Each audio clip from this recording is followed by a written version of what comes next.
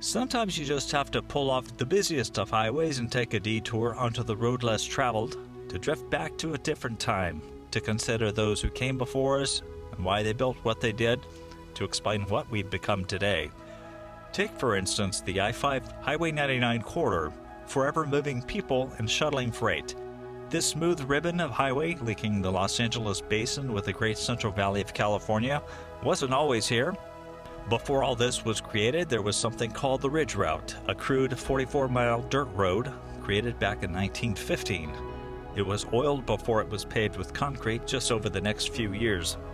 The road snaked through the mountains, sometimes perilously, as it wound over the Tejon Pass. Today's modern freeway veers from that original route in many places, yet fully traces it in others. Sensing great opportunity, a number of entrepreneurs knew that the motoring public would need places to eat, to buy gas, and to rest their heads for the night. This episode of History Hunters will focus on just one of those hotels, the accompanying cafe and gas station, which once dotted the barren hillsides and valleys, but are now just a memory of today.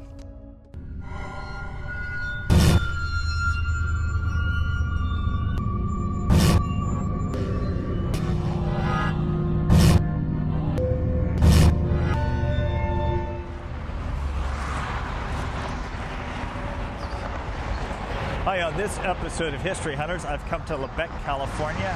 It's on Highway 99 to I-5 route between Central California and Southern California. And I've stopped here because I want to talk to you about what used to be here. It was a major tourist attraction at one time. Hotel that was here. Nobody knows about it anymore, but it was called the Hotel Lebec, where famous people like Clark Gable, Charles Lindbergh, and Carol Lombard stayed. And it was also known as a gambling den, and also a place where you could freely buy booze during the Prohibition. I'll tell you all about it on this episode of History Hunters. Now, it's very hard to imagine, but the hotel would have been right over there. The Evergreen over there was right in the center front courtyard entrance.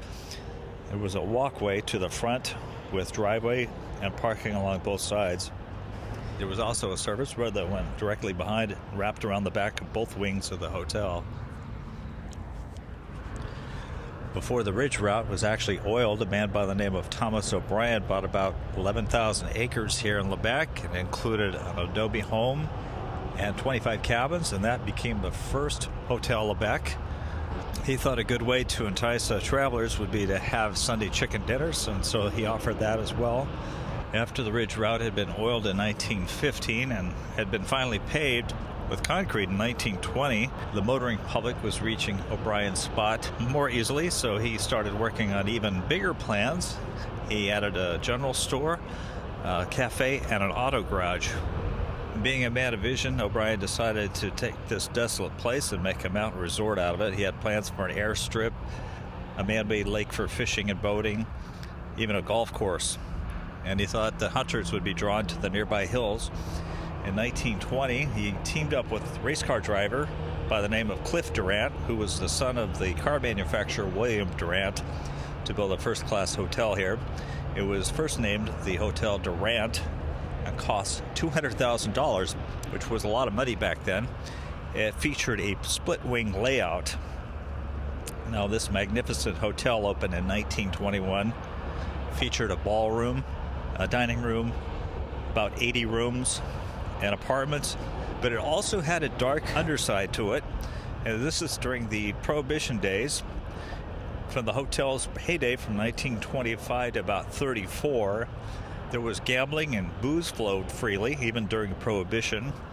And I said that one of those who came here was the famous mobster Bugsy Siegel, who would later be murdered in 1947 in his home. Financial troubles plagued this place. Since its inception in 1922, the Teapot Dome scandal wiped out O'Brien's oil interests, and Cliff Durant sold his interests to Foster Curry, who was the son of David Curry of Yosemite Camp Curry fame. After he purchased the store, restaurant, and garage from O'Brien, the hotel was renamed Curry's Lebec Lodge.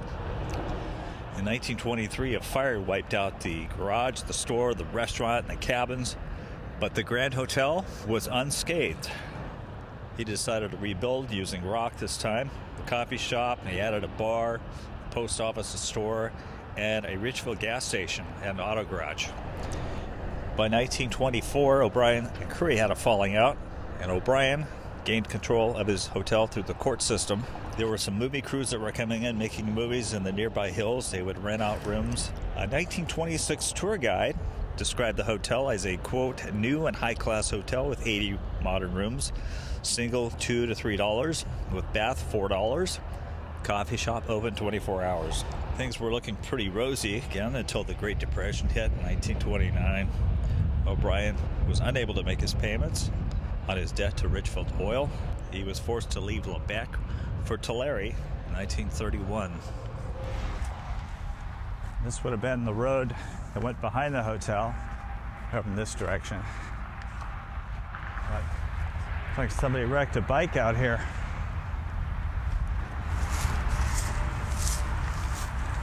It's really hard to believe that a whole generation of people stayed right here. This would have been the front of the hotel here. Now it's just a place where you can dump car parts. This has to be from the hotel. It's a ceramic knob and tube used for electrical wiring way back. What you would do is drill holes in the wooden studs or joists, place these inside, and then you would insert the electrical wiring into that. It's not considered safe today. So this was a Spanish tile roof, and this is a piece of it right here.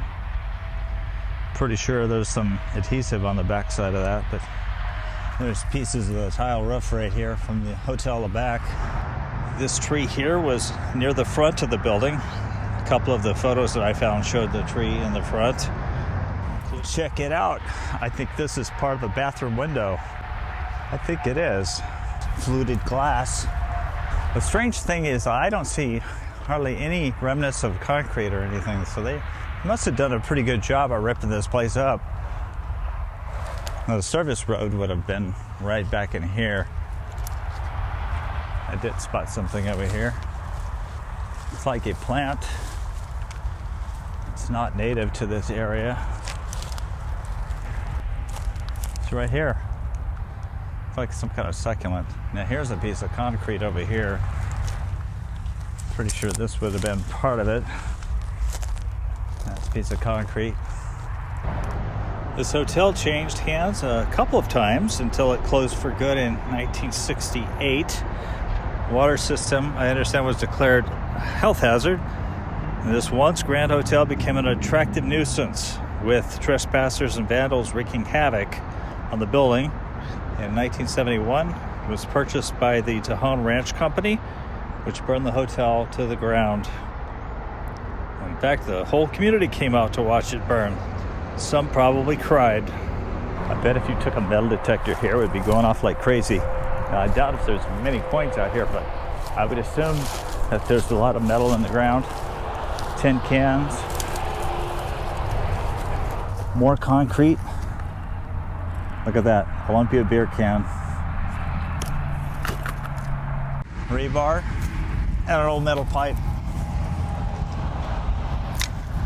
Look at this. That's a piece of a car, a metal pipe or something.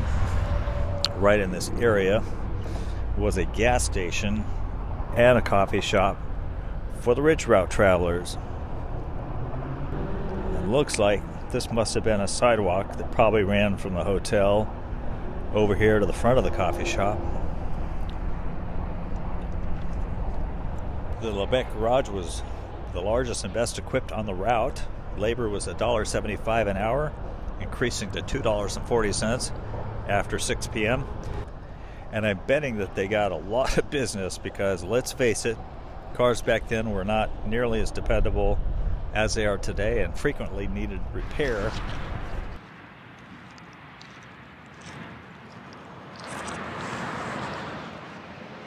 We drove in and this caught my eye over here. Some remnants of a gas station, I believe. I believe this was a gas pump island right here. It's all gone.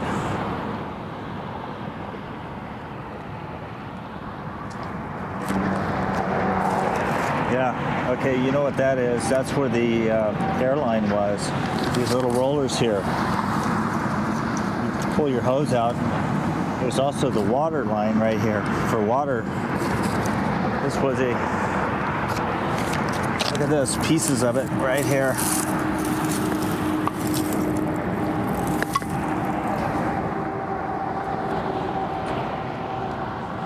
Remnants to the old ridge route.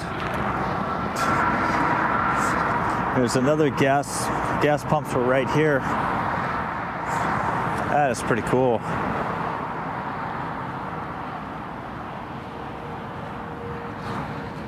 Foundations from the past. Who knows that your great-grandparents or your great-great-grandparents may have traveled along the ridge route and stopped here for gas a long time ago. Like a lot of things in history, things have been forgotten.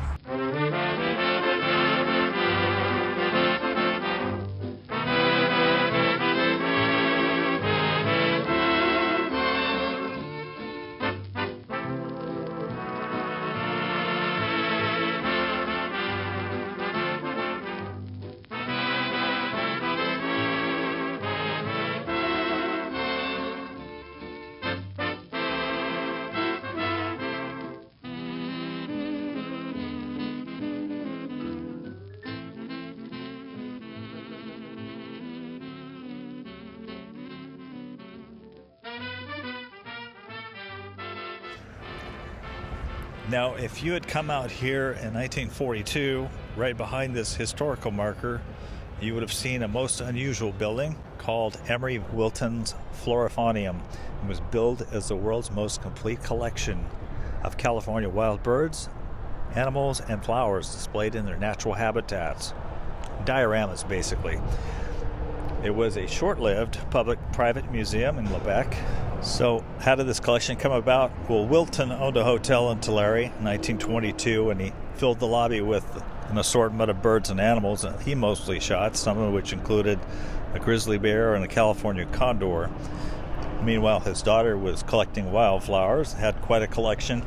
So by the late 1930s, their accumulation of flowers and flora and fauna was considered the most complete collection of its kind. After the World's Fair of 1939 ended in San Francisco, this building was available, so it was moved from Treasure Island and set in place here. They charged an admission of 25 cents per adult and a dime for kids. 10% of the proceeds went to the county. The idea was that the county would end up owning the collection in 20 years. But problem is that Wilton died in 1945. His widow tried to take it over, but soon found out it wasn't that profitable and she wanted out. The building was torn down in 1955. The building was located just south of the coffee shop, which is directly behind this California Historic Landmark plaque. It was installed in 1938 for the explorer Don Pedro Fages. This marker recalls that Don Pedro Fages passed through here from San Diego to San Luis Obispo through the steep Cajon Canyon in 1772. He was the military governor of Alta California in the 1770s and the 1780s. It reads, in 1772, Don Pedro Fages, leaving the first written record of explorations in the South San Joaquin Valley, passed this site traveling from San Diego to San Luis Obispo via the Cajon Pass, Mojave Desert, Hughes Lake, Antelope Valley, Tejon Pass, and the Cañada de las Uvas, the Grapevine Canyon, and Buena Vista Lake, dedicated October 9th, 1938. Wow. The old ridge route was permanently replaced in 1953 with a 4-lane highway 99 over there, which runs along some of this old route. The freeway was expanded to 8 lanes around the 1960s. I need to mention that James Dean, famous actor, took his route on September 30th, 1955 on that fateful trip up to the weekend race near Salinas. Of course, later in the day, after he passed through here, a 24-year-old actor was killed at an intersection near Cholet.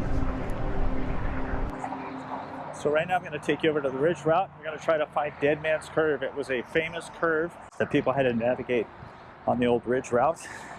It's still here.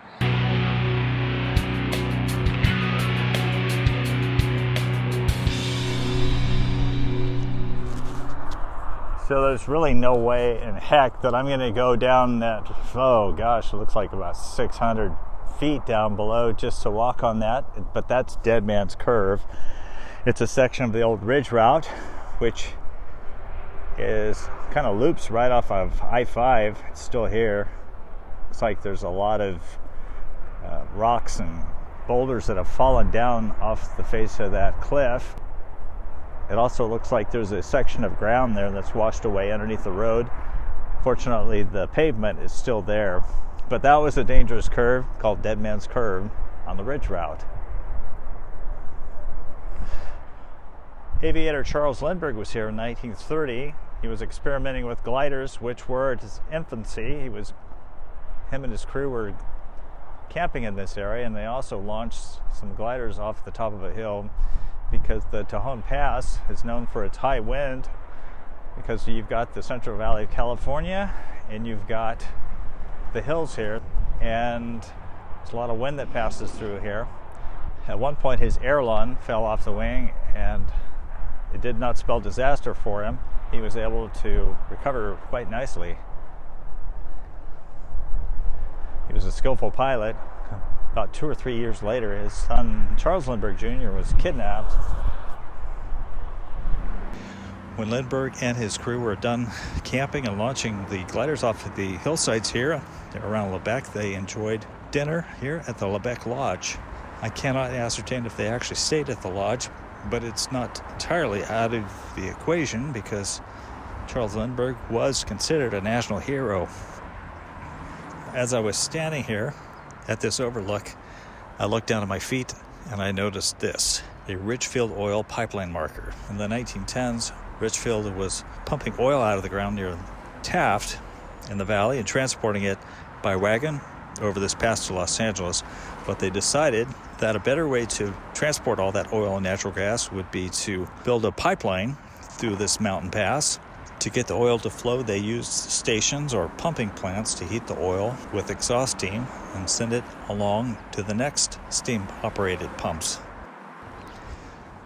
I decided to add a brief visit to show you Fort Tejon, which is very close to Lebec. This military post was established by the U.S. Army on June 24, 1854, to suppress livestock rustling that was going on at the time and for the protection of the Indians in the San Joaquin Valley.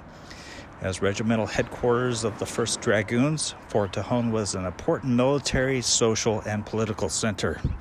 Camels for transportation were introduced here in 1858. The fort was abandoned September 11, 1864. Now that's cool.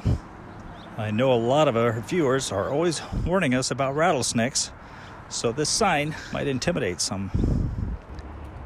And all the times I've been up and down Highway 99, I don't think I've ever really taken a good look here at Fort Tejon. It was established in 1854 and abandoned in 1864. It's now a state park. It's a small fort by Army standards. It had about 25 buildings at the time, all made of adobe. Some of these buildings fell apart and had to be reconstructed to their identical state, but some were not rebuilt at all. I understand that these are reconstructed adobe barracks, made identical as possible to that period.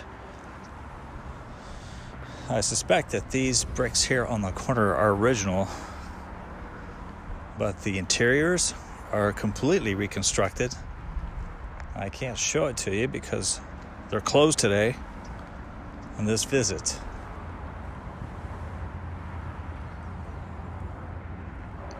In the 1850s, California was plagued by a number of cattle bandits, including Joaquin Murrieta and Tiburcio Vasquez, and for that reason, this fort was built. Their gangs hung out in this area. It was an important passageway. I can't imagine California being relatively undeveloped and unpopulated like it was back then. Of course, now California is the most populous state in the Union.